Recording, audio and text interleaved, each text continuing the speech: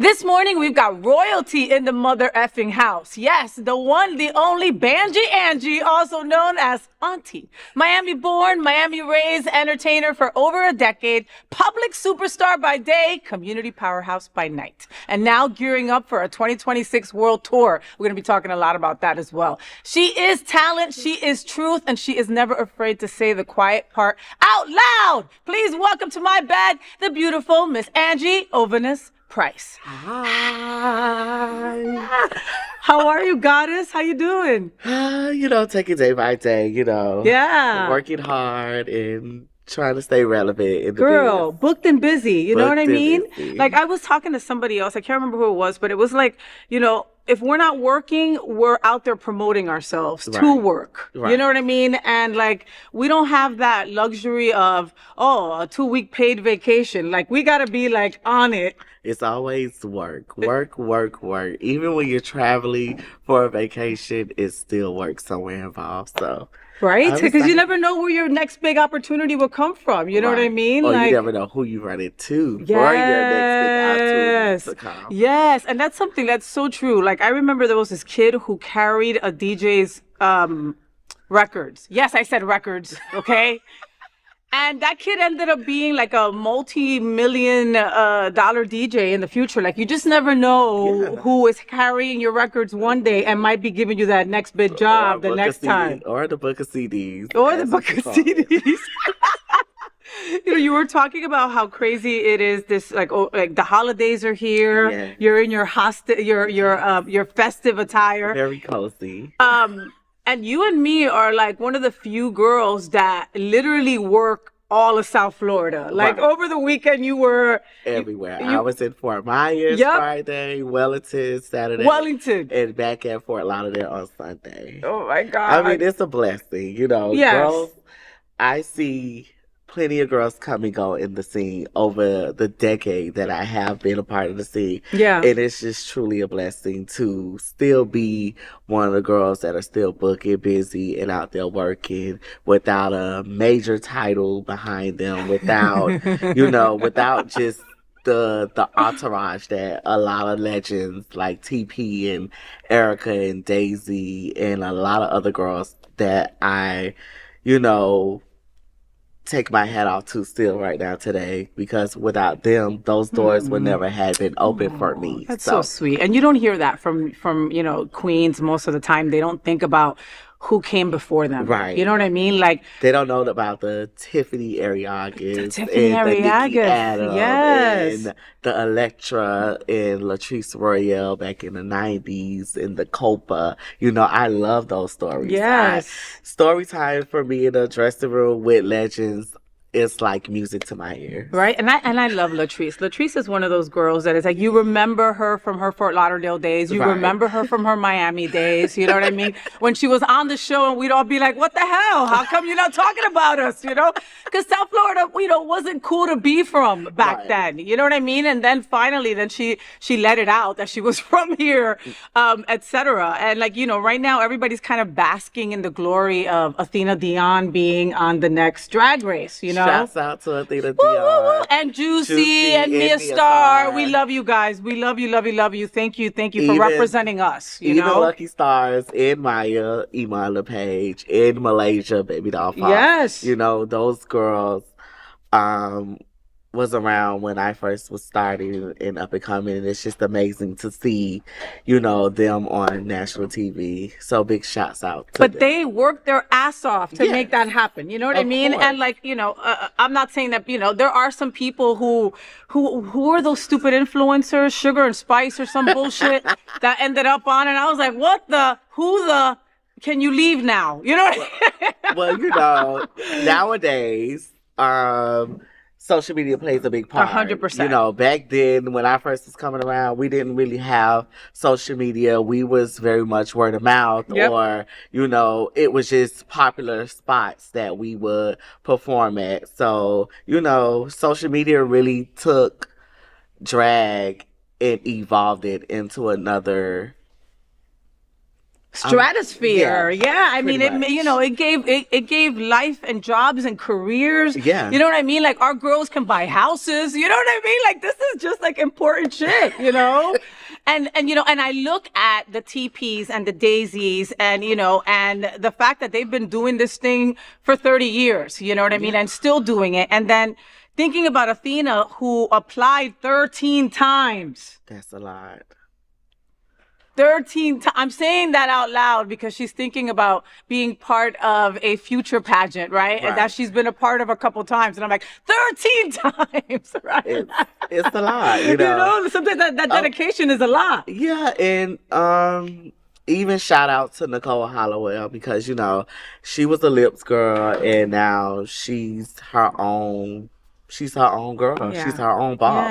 Yeah. She's doing it. And she's taking local girls with her. Yeah. You know what I mean? Which I always, which again, if you're gonna rise, make sure you take your friends with you. Right. You know what I mean? Like if not, then F you. That's just it's the truth. I'm sorry, I mean, well, we are here to be raw and uncut, so I mean no, but it's the truth though. It is the truth. I mean, come on. Because you have those girls that do leave behind girls that, don't have the knowledge or possess the skills that they have coming up in the game. So it's a breath of fresh air to see girls that are thinking of girls back home and that still push, support local drag. And look, you to me are the total package, okay? Because you could dance, you could lip sync, you can perform, you could style a dope ass wig, you can paint your mug like nobody's business. All these things are a total package, and a lot of the queens don't have all of that. You know what I mean? And then it's like they'll see a queen with a beautiful wig and they're like, oh, where'd you get that wig? I'm not telling you where I got my wig because then that makes you a better queen if you get the same wig.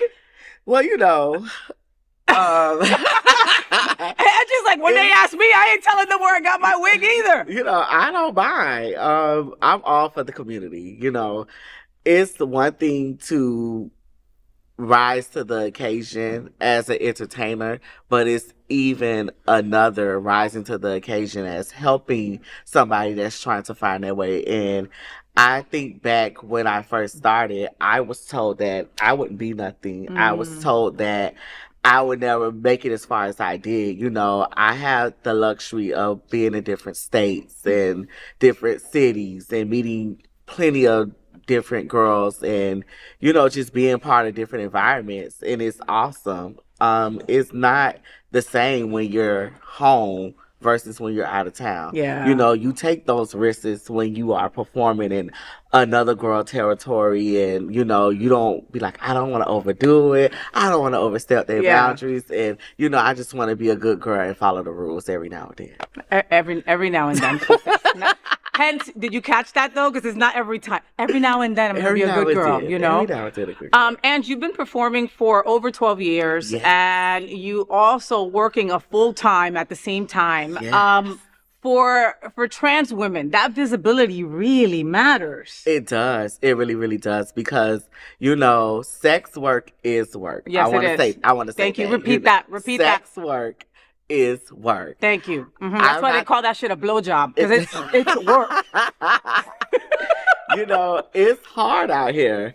And, everything that trans women are going through on a day-to-day basis, like, it's scary. It's not a comfortable feeling being in situations when you can't be your authentic self, or you gotta kind of hide what you are or what you like, or just, not living your life how somebody else that portrays heterosexual live there. And, I'm very big on 9 to 5. I've been working since I was 18 years old.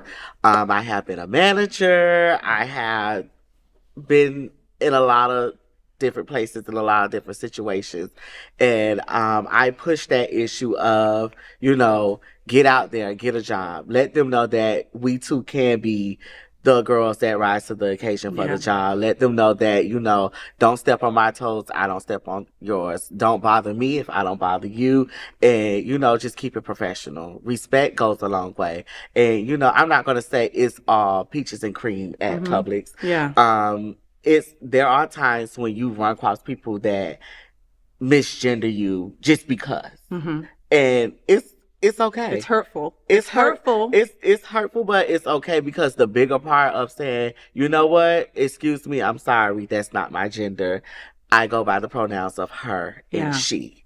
You know, you can't allow people to disturb your peace when you are comfortable in your own skin. And I feel like a lot of girls have to understand that every day we walk down the streets, or we walk in stores, or we're heading to different areas, we always have to think positive, and we always have to put ourselves first. Our feelings and we do matter. So at the end of the day, 100%. you know, I push that issue of, you know, being the only trans girl at the Publix that I work at. And, you know, they treat me with the utmost respect. And I could not ask for nothing else in the world, honestly. I love that. I love that. But you can't, you know, you can't depend on folks, on all kinds of folks being, you know, their best selves. You know what I mean? You're always going to encounter some Karens. You're always going to encounter some male Karens. You're always going to encounter some maggots. You know who you are. You know, with the red hats going to Publix, you know what I mean? Like, you know, and that's your job. So you have to be professional at the same time while thinking, you know. But they also, one thing I can also understand, my managers understand, if I do get out of character, they know it's because somebody took me there. It had to be for a reason. You weren't just going to be, you know, come out your face and be that way. It's not like I'm just this hothead. It's like they took me there. But, you know, by the grace of God, 5 years in public, I never had to lose my cool because somebody misgendered me or somebody just, you know, being disrespectful. Yeah. So, well, no, and if they did, you know how to carry yourself. You know how to answer in a way that is not, that doesn't come across as you represent our community. You know what I mean? Like in the best way. All right. So before we go deep down in some more stuff, let's play a quick game with Miss Angie. All right. We call it Say What with FayWhat. So it's a quick fire, right? I give you two answers and you pick one of them. It's real quick. Like if I say black or white. Black. All right. I knew you were going to say that. All right. Here we go. Ready? Go. Miami or Broward? Miami. Drag or pageants? Pageants. Sequins or rhinestones? Rhinestones. Public sub or Cuban sandwich? Public sub. Heels or boots? Boots. Soft glam or full beat? Soft glam. Brunch show or nighttime show? Brunch. Beyonce or Rihanna? Rihanna. Lip sync or live vocals? Lip sync. She had to think about that. Auntie or Banji Angie? Auntie. All right, now we know you better. All right, let's talk more about Angie Ovahness Pryce. All right, Pryce, do you use it all the time? I mean, because Pryce is a respected family. Yes, it is. Funny story. When I first was coming around and I met Asheria, we did not get along. Bitch, I'm coming for you next.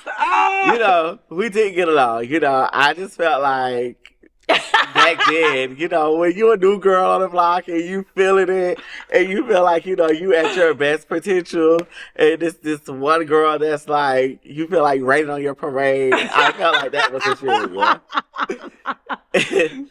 And then, like, as time passed and we started running into each other more and, you know, she started touching up my makeup or she started fixing my hair or she would look me over. And one night at Azuka, back when Sugars was Azuka, Tana was like, Ashir, you should just make her your daughter. And that's how it happened. Oh, my God! Oh my God! Just like that. Listen, you just never know. You be walking down the street, you end up with a mom. That's just how it goes. Yeah, you know what I mean? And you know, we've been rock solid ever since. You know, I love that. We are more than just mother and daughter. We are genuine friends. You know, I have gay kids of my own, and I preach to them personal life over this life. Your personal life comes first because when we take off the wigs and we take off the makeup and, you know, we lay down in our beds, you know, we come back to our reality self because this is an escape for us to lash out and let out all those things that we have bundled up inside on a day-to-day basis. And I make sure my kids are working. I make sure my kids are, just mentally, and not even just my kids, just friends in general. Yeah. I'm the type of person that'll just text you randomly and be like, how are you feeling today? Is Aw. everything okay? I love Because that. I know mentally sometimes it can be tough. Yeah. We go through things in life, and I know. Yeah. And people were like, how you are able to walk like as if nothing is wrong or you're not going through anything. And I'm just like, God makes no mistakes. And I'm a firm believer, and I go by that and I walk by that because, as low as things can get at times, it's always that light that brings me back to reality and pulls me back out of that going far-fetched left. And, Yeah. I'm just You're you. day by day. Day by day. Let's talk about this tour that you're talking about. All right. You said that it was time for the world to see Angie Ovahness. Yes. And I know that you also, you always do guest parts in a lot of different places around the country. But what cities do you want to conquer now? Are they some cities that you've already been to? There are some cities that I have been to. I remember first starting out, Texas was one of those cities. I am working on Texas for next year. Texas is not easy. As a state, not. it's very similar, and they've got a governor that's very similar to ours here in Florida. And I mean, it's hard. Not an easy state to go to. It's not, but does that push you more to want to make it one of the cities you want to go to? It definitely pushes me more for one of those cities that I want to go to. I'm currently confirmed in Puerto Rico. I'm excited about that. That'll be my first time ever performing in Puerto Rico. So they'll love you. And just many other little places. Atlanta, South Carolina, North Carolina, New York, and just so far and so far. Just traveling. Yeah. No, I love that. I love that. All right. So, Auntie, you've been a real open voice about pageantry, real loud voice about pageantry. After a few pageants, I've seen posts from you really laying it on the line. Maybe not agreeing with the outcome, mentioning judges, no sugarcoating. I have been a judge at some of these pageants, and I've been like, oh shit, she talking about me? From my seat, I have never seen cheating or anybody acting like they have favorites from my seat, okay? Right. But my seat is just my seat, you know what I mean? You've said that this industry can be super shady, which I don't think there's anybody watching that disagrees with you, but most of the people watching haven't lived it. You've lived it. Yeah. You know what I mean? So let's talk honestly, like, where are the issues? Where are the issues with pageantry right now? I want to say the issue with pageantry is politics. I feel like there are a lot of girls that came before me and other girls in pageantry that has made a amazing name for themselves, that has competed and won over 20 and 30 plus titles. And I like to say every day is not a good day for girls. It's times when a newcomer girl can come around and get the best of you and kill it. Yeah. And have a good day. And I'm all about honesty. I feel like pageantry is dying and there is no excitement, but not even just in pageantry, in being an entertainer outside of pageantry. I just feel like the scene is killing itself. And my pet peeve is when people are like, oh, we got to stick together and we have to stand together, but your mouth is saying this, but your actions is doing something totally different. And with pageants, there are people that be on the panel that are giving good girlfriend points or, not going so hard on their girlfriend how they will go opposed to me, a stranger. And it's a lot of that goes on. And, it's the number games. I love numbers. I love math. So, numbers. Angie's secretly a nerd, okay? She's one of those sexy nerds that you've heard about. I love math, and I know mathematically things don't always add up. And being a contestant, being a competitor, looking at people in the back and looking yourself over, you see the flaws before it hits the stage. Yeah. Not just from yourself, but from others. And then, like at the end of the night, when you're counting and you're adding and you're subtracting and dividing, you're like, it don't matter. It don't math to you. It don't always math. And it been like that for a long time. I tell people when you compete in pageants, you have to have tough skin. Because one, you're not going to always hear what you want to hear. Yeah. And you're not going to always be, just untouchable, as in you walk across the stage and everything is at 100%. Perfection. And as much as we, amp ourselves up before each category to go out there and, do our best, whether we're grabbing a microphone talking, even when it comes down to talent, even when it comes down to modeling, and just what you choose to put on the stage, it's kind of a mental thing. And it's a mind fuck. Say it. It's okay. Yeah, it is a mind fuck. And, already mind fucking yourself to get to the end of the night, and then you're looking at your sheets and it be so far as a bitch can't get you for anything, and they just write something stupid on your score sheet and take points off just because. And I'm a firm believer in the saying, you reap what you sow. And a lot of girls will sit on the panel and like other pageant girls. Yeah, like other pageant queens. girls.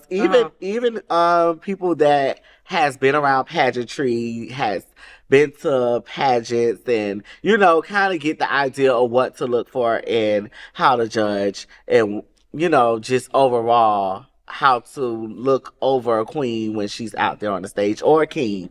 And sometimes they pencil whoop you for no reason. Yeah. And it takes a lot of courage to get out there on that stage. It takes courage. It takes money. To put a package like this together. I'll tell you, for me, Angie, like if I am one of the judges, and if I know one of the girls, that are competing, I'm like, I am not going to think about when you hosted this shit here, when you won that pageant, when you performed at this thing yesterday. Okay. It's all about today. And if you're but in the same aspect, if you're giving me the same shit that you would give me when you do host this thing over here today, I expect more. Right. You know what I mean? But I can only speak for me. You know what I mean? And that's fine to expect more, because this is something totally different. This is not a show. This is a pageant. Yeah. So it's very ask of us as contestants to put our best foot forward. But you can't always expect somebody to spend their money, they hard-earned money. A lot of money. You can't just get a dress off the rack and wear it for a pageant, okay? Some people understand. Some people do. But it's not a bad thing, though. No. If it's beautiful and if you can pull it off, again, if you're wearing the garment and the garment isn't wearing you, then fuck me. Okay, then you did it. You know what I mean? But there are times, when you want to lash out because you're like, what the fuck? Yeah. You're not going to, it's like, in a sense, you're sitting in the back after all that transpired, and you read your score sheets, and you're just like, huh? I did Miss Boardwalk pageant Monday that just passed. I was not successful. I got left standing. And one of the judges wrote on my scores in presentation that it still bothers me right now. Of course it does. Is I don't care for it, but to each his own. That was what they put? That's what they put. Okay. And it bothers me because... What? I don't even understand. That's not any commentary to what you were saying. That's their own personal opinion on what... I don't get that. And that's what I'm getting to. What bothers me is people judge on their opinions when that's not what it's called for. That's not the job of a judge. It isn't. When a pageant owner is giving you a handbook, and each category in that handbook specifies what they are looking for, what to expect, how to maneuver yourself in that category, and then you get to a pageant And the judges are not aware of what you trained yourself on to get ready to do when you walk across the stage for each category.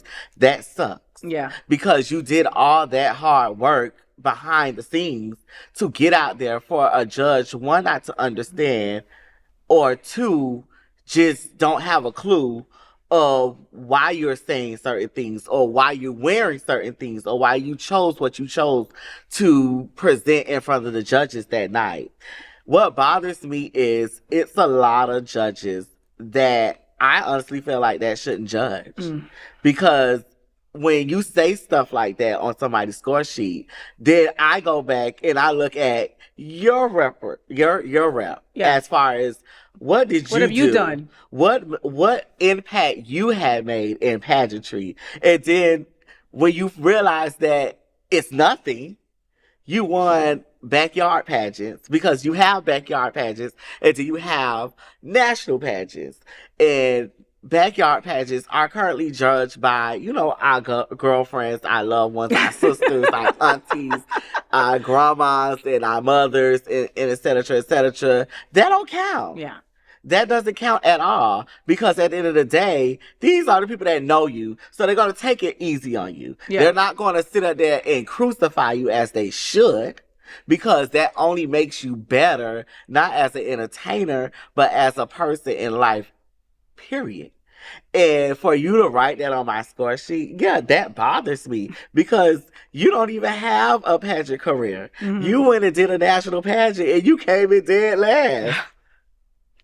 So how dare you sit there and antagonize my hard work, my hard-earned money that I invested to my package because everything I had on came out of my closet. Yeah. You came in last and you was wearing other people's things. And that bothers me. And when I first came out, I used to be a hothead, and I used to snap, and I used to, You're still a hothead. I Angie. really. Okay, I was the judge for the Ms. Out South Florida pageant, right? And hello, Out South Florida, we adore you. And shout out, South shout out, all right.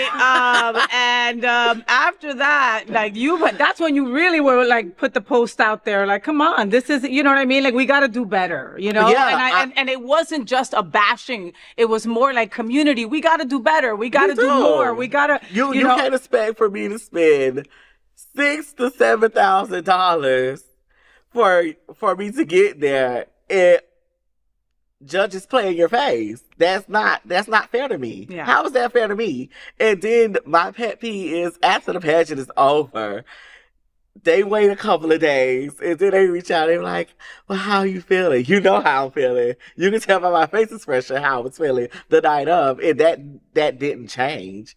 And, it just sucks because they give you the papers the same night. Some give you the paper. They need to. Night. They should. Some, they should. They should do it the same night. That way, there's no thought of you change the papers or you change the numbers or anything like that. You know what I mean? I know that when they're doing Miss Florida, Scott is like counting. It was like, nope, I want them to have all their papers right now so they know what happened. Well, they don't at Miss Florida, they don't give you back your score sheets. They email them to you, but you can look at them at the end of the night. And you can take a picture of all of them, right, and take them with you that night and then look them over. You know what I mean?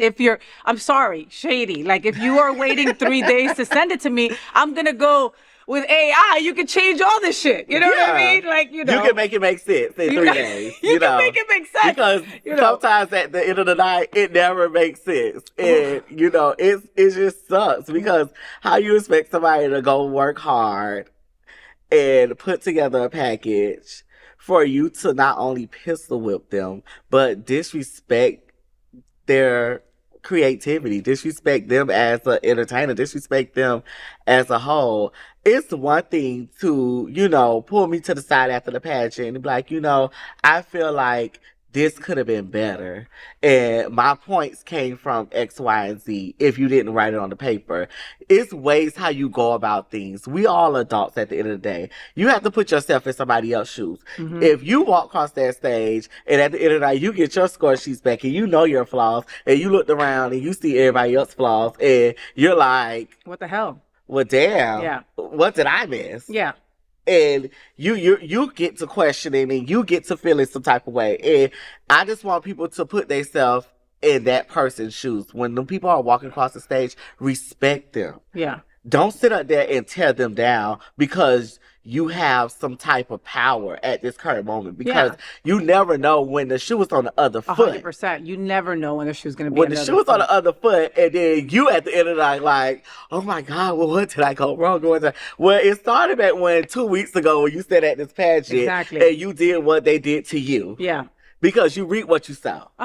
I said, we're so jealous of each other, Angie. Like, you know what I mean? Jealousy. I love, the thing is, you love who you love, okay? But see, this is the thing. I love everybody. I'm the type of person, you can tell me about somebody, you can tell me that they're just horrible. And I would look past that and still give them a chance. Benefit of the doubt. Yeah. You have to do something personally to me for me to feel a way towards you. And I have always been like that. Even before becoming an entertainer, just in life general, I have always been like that. And, it's sad to say, a lot of people in the industry, I just look at them and I just shake my head, because sometimes it doesn't require you to go back and forth and attack people or, just call people out and stuff, because it just be too far gone at that point. And a lot of people that are around that say they want to help, or they want to influence, or they want to be a helping hand, or they want to give advice, or they want to do this. Some of them don't mean well, but that's for people to find out on their own. And I tell people all the time, I've been around for 12 years. In 12 years, the only thing that has changed is my attitude. I have came from going to 10 to actually, taking a deep breath and just moving forward. She's doing meditation these days, She's doing a lot of kumbaya, which has her very centered now. A lot of zenning. A lot of zenning. She's doing a lot of zenning. But I mean, listen, like, no joke, jokes aside, right? I love that Angie's very open about how she feels. If she felt that something was unjust, she was going to put it out there, because she didn't want to carry that around, right? Not even just for me, though. I want people to understand, if I speak on something, it's not just for me. It's for somebody that's coming after me, or it's in another situation that's like that situation that's coming up. I don't just go hard for me. I go hard for everybody, because I feel like everybody should be treated the same. I wouldn't care if Asheria was on the judging panel. when you on the judging panel and it's lights, camera, action, you are not my mother. You are judge number 2. Exactly. And I'm contestant number 3. Wow. That's how I want it to be. I don't want the good girlfriend points. I don't want. Well, you always talk about unity. That right there is part of unifying our community. I want somebody to know that me and you compete together, and my mother, my sister, my auntie, my cousin, my great aunt on the panel. I want you to know that there's none of that when we start this pageant. I'm just like you, and I'm an individual, and I'm a contestant just like you. And even if a person would be like, I'm the type of person, you crown me and I know I didn't win no pageant, I'm like, baby, I can't do this. This is not me. Wow. This is not right. I know for a fact I didn't win no pageant. And I'm okay with saying that. It's not about being a sore loser. It's about applying your wrongs and becoming a better person. And that's just who I am. I love that. Well, Angie, thank you so much for being on the FayWhat show this morning. You're super sweet for doing that and for being you. Thank you for having me. Happy holidays. Make sure that you follow Angie on Facebook at Angie Ovahness Pryce, and also at Queen of Headstand on Instagram as well. That way you'll follow her and see where she ends up showing up. She might be in your city in 2026, right? I hope so. I love that. Well, Miss Angie, you know what time it is. Please look into that camera and give them your best FayWhat. FayWhat. Yeah, there it is. Angie Ovahness Pryce. Thank you so much for being on my show. I adore you, Chicky. Thank you. Qué linda. Thank you. Happy holidays.